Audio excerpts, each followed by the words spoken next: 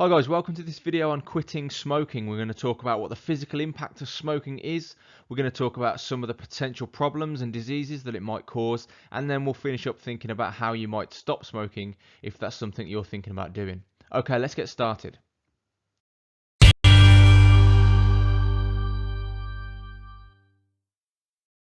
So what are the physical impacts of smoking then?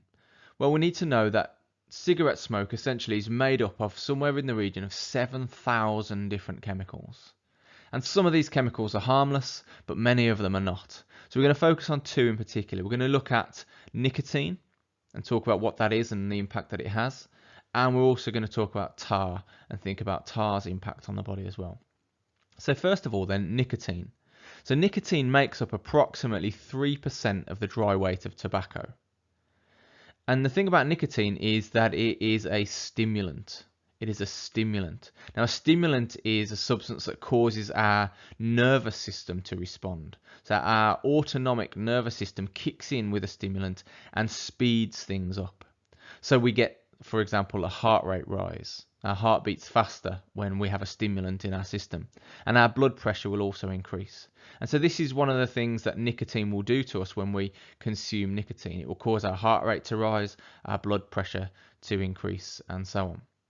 So that's a negative thing, because if that happens repeatedly, especially if it happens multiple times every day because we're smoking a lot, then our nervous system ultimately becomes stressed and less able to cope with these changes over time.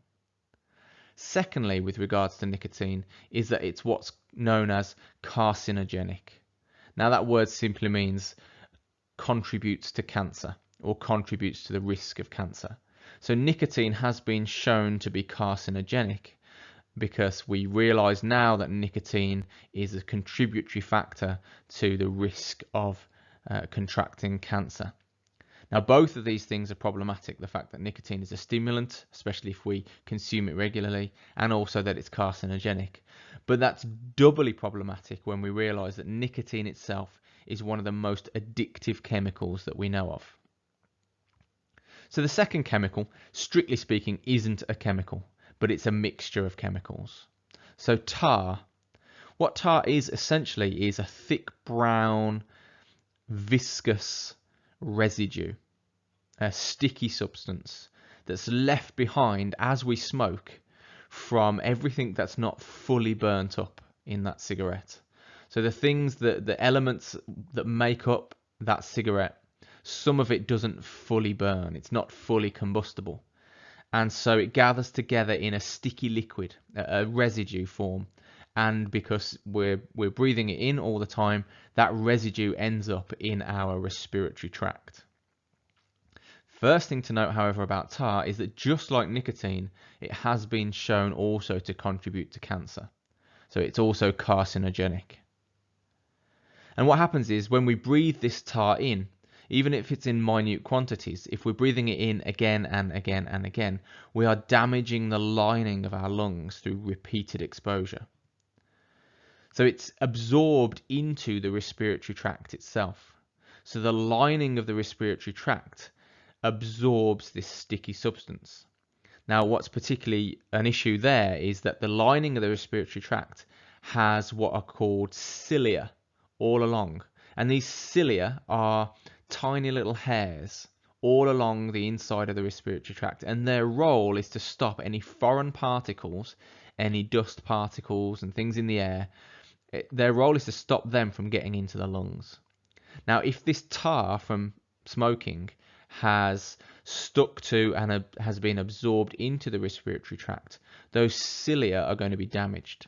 And once the cilia are damaged, we struggle much more to prevent these particles, these dust particles that might be in the air, from getting into our lungs. And then, of course, that has a knock-on effect of ultimately damaging the lungs themselves and the ability to take oxygen in and use it for respiration. So there's some serious potential physical impacts from smoking that we need to know about. So what are some of the health risks a little further down the line then from smoking? So the first one to note is CHD, which is coronary heart disease. And this is a term that describes a range of conditions affecting the heart, and the vessels that supply blood to the heart. And smokers are at greater risk of developing coronary heart disease because of something called atherosclerosis, which is where deposits in the arteries themselves cause the arteries to harden, which means they're less able to pass blood along them. So we limit where the blood can get to, we limit blood flow. And along with other factors, like we've talked about previously, blood pressure increases and so on, all of this puts a great strain on the heart and can lead to this group of issues, group of diseases known as coronary heart disease, and maybe ultimately leading to blood clots and heart attacks and things like that. Secondly, then, we've already mentioned cancer, and obviously it's lung cancer that's particularly well known as a consequence of smoking, but there are other kinds of cancers that can be affected, or the likelihood of catching them or contracting them is increased. So those would be cancers such as esophageal cancer, mouth cancer, bladder cancer as well. All these things are increased in risk if we smoke regularly. We've also got various other kinds of lung diseases. So those will be diseases that cause repeated coughing, production of too much mucus in the respiratory tract and that sort of thing. Things like pneumonia, emphysema are all diseases linked, or at least a higher risk of these diseases are linked with smoking. Emphysema, for example, damages the tissues of the lungs and breaks down the shape of the lungs so that airflow into and out of the lungs is more difficult, and certainly transfer of oxygen into the bloodstream and carbon dioxide out of the bloodstream also becomes more difficult as a consequence. Also bronchitis. So this is a condition that is the inflammation of the bronchi, and it can be either acute or chronic. But again, as we've mentioned already, damage to the cilia in the lungs can be a direct cause of bronchitis. So we can't get rid of the irritant particles that might find their way into our lungs. We find it much more difficult to get rid of them, and so therefore we're much more at risk of respiratory tract infections, along with all sorts of other respiratory tract problems. And last of all, there is some evidence that smokers may have increased problems with their own fertility levels, and that's true for both male and female, and it's also true for passive smokers, that is, people who are regularly around other people who smoke. So that's something to consider. If you're a smoker, something to consider on behalf of the people that are around you. So those are some of the key kind of highlights of the health risks. But what can we actually do about this? What are some solutions we could put in place? So what can we do if we want to stop smoking? How do we get to smoking cessation? How do we quit? Well, I'm speaking from the context of the UK because that's where I'm based, but governments and organisations all around the world will be talking about the same kinds of things. So first off then, there's the NHS Smoke-Free Helpline, which is a free phone line that you can call and speak to somebody and just get some advice. It might be the first time you've considered stopping smoking, and you just need someone to point you in the right direction. Well, that's a good place to start, is the Smoke-Free Helpline. Secondly then, the NHS will actually put together for you an entirely free personal quit plan. And the quit plan is essentially a 28-day program that will walk you through from wherever you're at currently towards smoking cessation. And it will take you day by day, give you strategies and guidelines of what to do on a day-to-day basis until you can get to the point where you can lay down those cigarettes for good. Also, there is the NHS Stop Smoking service. Now, the Stop Smoking service includes things that I've mentioned already, the Smoke-Free Helpline, the personal quit plan, but also the Stop Smoking service, which you can access via the NHS website.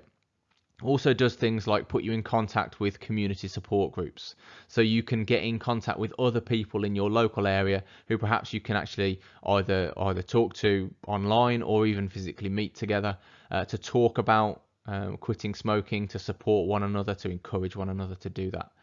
So the Stop Smoking service is another really valuable thing that the NHS has put together. There's also all sorts of different ways that we can replace the nicotine in smoking. So you remember at the start of the video we talked about how that nicotine is that particularly addictive substance that's in cigarette smoke. Well, that's essentially the thing that keeps people coming back. So if we can work out a way initially of replacing that nicotine, um, and allowing the body to still experience the nicotine in the system, but start to reduce it, then that's a good way of doing it.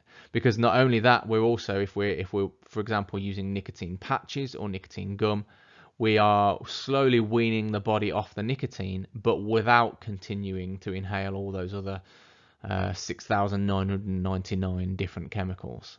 So nicotine replacement therapy comes in all forms. Like I say, it might be in a gum, it might be a patch that you can wear on your arm. There's all sorts of different ways that you can get your nicotine replaced. And the idea is you start off a similar dosage to the nicotine that you're intaking currently, and you work your way down until you're no longer addicted to nicotine. And the last method is perhaps a little less well evidenced, but nevertheless some people swear by it. The idea that acupuncture can also help with smoking cessation by addressing some of the cravings that nicotine produces. Well, that brings us to the end of the video on smoking cessation, quitting smoking. I hope that's been useful to you in just learning a little bit about what smoking is and the impact it has on the physical body and on our health. If you've enjoyed it or it's been useful, don't forget to hit the like button. There are links in the description below that will take you to the NHS website if you do need some personal help with quitting smoking. Other than that, don't forget to subscribe, hit the notification icon so you'll get to know when I upload new videos. And other than that, have a good day, and I'll see you in the next video. Take care for now.